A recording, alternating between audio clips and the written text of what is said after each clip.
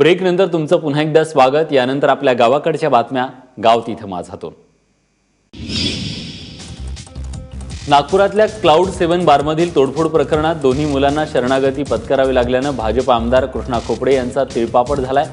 एका किरकोळ घटनेला पोलिसांनी गंभीर रूप दिलं असून पोलिसांची ही कारवाई चुकीची आहे, कोणाच्या तरी इशाऱ्यानं आपल्या घरावर धाड टाकण्यात आल्याचा आरोप खोपडे यांनी केलाय।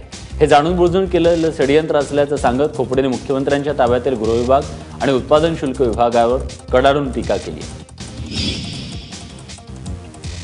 कॉम्रेड गोविंद पानसरे यांच्या हत्या प्रकरणातील दुसरा संशयित आरोपी वीरेंद्र तावडे याच्यावर पुरवणी दोषारोपपत्र दाखल करण्यात आले। तपास अधिकारी सुहेल शर्मा यांनी जिल्हा सत्र न्यायालयात 438 पानांचं आरोपपत्र दाखल केले। याआधी हत्येप्रकरणी समीर गायकवाड या संशयितावर आरोपपत्र दाखल करण्यात आले। महाबळेश्वर जवळच्या पसरणी घाटात दुचाकी 500 फूट दरीत कोसळल्यानं एकाचा मृत्यू झालाय, तर एक जण या अपघातात गंभीर जखमी झालाय। काल दुपारी घाटात कथडा नसल्यानं या ठिकाणी दुचाकी थेट दरीत कोसळली। स्थानिकांकडून याबद्दलची माहिती मिळाल्यानंतर पोलिसांनी ट्रेकर्सच्या मदतीने शोध मोहीम सुरू केली। काही वेळानंतर जखमी असलेल्या एकाला बाहेर काढण्यात आलं, पण दुचाकीवरचा दुसरा प्रवासी मात्र या अपघातात ठार झाला।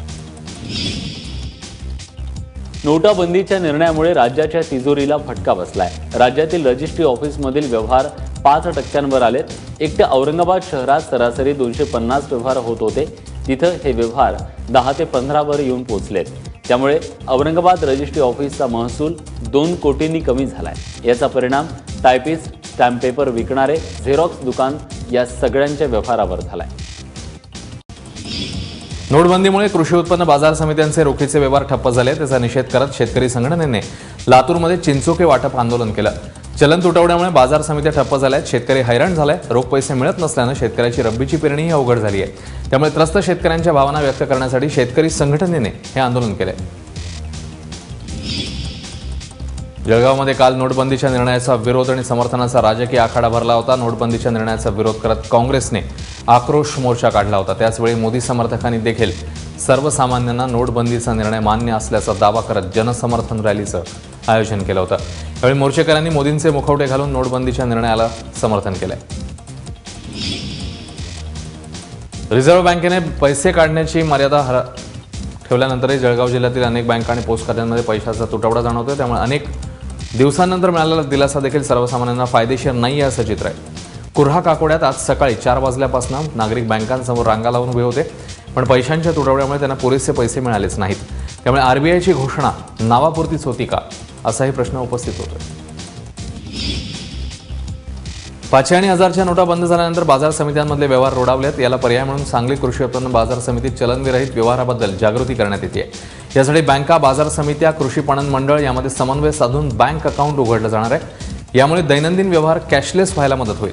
राज्यातील सगळ्याच बाजार समित्यांमध्ये ही मोहीम राबवली जाणार आहे। यासाठी डीएमआयचे अधिकारी महाराष्ट्रातील 16 बाजार समित्यांना प्रत्यक्ष भेट देऊन मार्गदर्शनही करणार आहेत। ऑनलाईन खरेदी विक्रीच्या आजच्या युगातही अनेक गावांमध्ये आजही जुन्याच पद्धतीने खरेदी विक्रीची प्रक्रिया केली जाते। वर्ध्याच्या सेलू तालुक्यातील रेहाकीतमध्ये आजही दवंडी देऊन धान्याची देवाणघेवाण होते।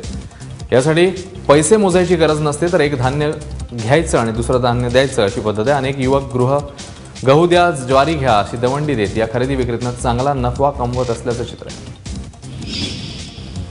भंडाऱ्यातील मोहाडीत बिबट्याच्या हल्ल्यामध्ये ठार झालेल्या बालकाच्या कुटुंबियांना वन विभागाने 8 लाखाची मदत केली आहे। 24 नोव्हेंबरला तालुक्यातल्या ढिवरवाडात शौचासाठी गेलेले सतीश मारबते या 12 वर्षीय मुलाला बिबट्याने ठार केलं होतं। त्यानंतर संतप्त गावकऱ्यांना मृतांच्या नाते कुटुंबियांना आर्थिक मदत आणि गावाला संरक्षक कुंपणाची मागणी करत त्यांनी आंदोलन केलं। यानंतर वन विभागाने मृत सतीशच्या कुटुंबियांना 8 लाखाची आर्थिक मदत केली। तसंच अभयारण्याच्या भागात येणाऱ्या ढिवरवाडा परिसरात नरभक्षी बिबट्याचा शोधही सुरू करण्यात आलाय। जळगावच्या एरंडोल तालुक्यातल्या धारागीर जवळ ट्रक आणि मोटरसायकलच्या अपघातात 3घांचा मृत्यू झाला। आज दुपारच्या सुमारास खड्डे चुकवण्याच्या प्रयत्नात दुचाकी रस्त्यावर पडली, त्याचवेळी मागून येणारा ट्रक दुचाकीवरच्या 3घांच्या अंगावरून गेला। यात दुचाकीवरचे भावडू तुकाराम पाटील, अशोक लुभान पाटील आणि विजय सिंग भिल या तिघे जागीच ठार झाले। मयत तिघेही जळू इथले रहिवासी होते। या घटनेनंतर धारागीर ग्रामस्थांनी रास्ता रोको करत खड्डे दुरुस्तीची मागणी केली। यवतमाळ जिल्ह्याच्या पांढरकवडा तालुक्यात ट्रक उलटला, त्यामुळे एकाचा मृत्यू झालाय तर 4 जण जखमी झालेत। वणीहून यवतमाळला कोळसा घेऊन जाणारा ट्रकचा करंजी कठोडा मार्गावर टायर फुटला, त्यानंतर ट्रक उलटला, ज्यात अनंत जाधव नावाच्या व्यक्तीचा मृत्यू झालाय तर 4 जण जखमी झाले। 4 जखमींवर करंजच्या ग्रामीण रुग्णालयात उपचार सुरू आहेत. लातूरमध्ये उद्या मुस्लिम मूक मोर्चा काढला जाणार आहे. या मोर्चाच्या पार्श्वभूमीवर शहरात जोरदार तयारी करण्यात येते. समाजातील सगळ्या स्तरातून या मोर्चाला पाठिंबा मिळतोय. दलित, मराठा, मातंग अशा सगळ्याच सामाजिक संघटनांनी या मोर्चाला पाठिंबा दिलाय. त्यामुळे जिल्ह्यातून 3 ते 4 लाख लोक मोर्चाला हजेरी लावण्याची शक्यता आहे. त्यामुळे पोलिसांनी शहरातल्या वाहतूक मार्गात बदल केलेत. रत्नागिरी जिल्हा परिषदेच्या राष्ट्रीय कृषी विकास योजनेअंतर्गत झालेल्या शेळी वाटप योजनेत गैरव्यवहार झालाय.